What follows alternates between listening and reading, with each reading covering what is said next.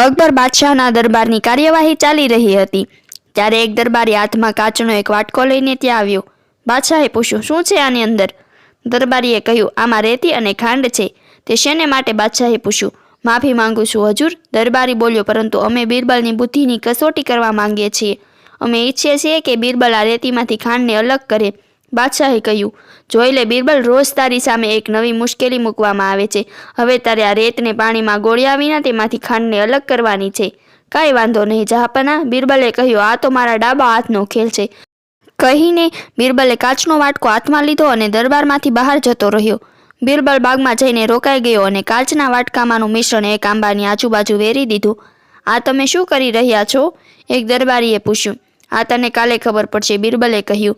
બીજા દિવસે બધા તે આંબા નીચે પહોંચ્યા જ્યાં હવે માત્ર રેત જ પડી હતી। ખાંડના બધા દાણાને કીડીઓએ લઈને પોતાના દરમાં મૂકી દીધા હતા। અમુક કીડીઓ તો હજુ પણ ખાંડના દાણાને ઘસેડીને લઈ જઈ રહી હતી, પરંતુ બધી ખાંડ ગઈ ક્યાં? એક દરબારીએ પૂછ્યું।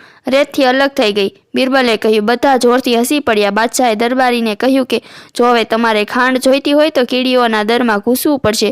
બધા જોરથી હસ્યા અને બિરબલની ચતુરાઈની વખાણ કર્યા। આવી જ બુદ્ધિગમ્ય વાર્તાઓ સાંભળવા માટે મારી ચેનલને લાઇક કરો, શેર કરો અને સબસ્ક્રાઇબ કરો। બાજુમાં આપેલું બેલ આઇકનનું બટન છે એને ટચ કરો જેથી તમને મારા દરેક વિડીયોની નોટિફિકેશન સૌથી પહેલાં મળી શકે।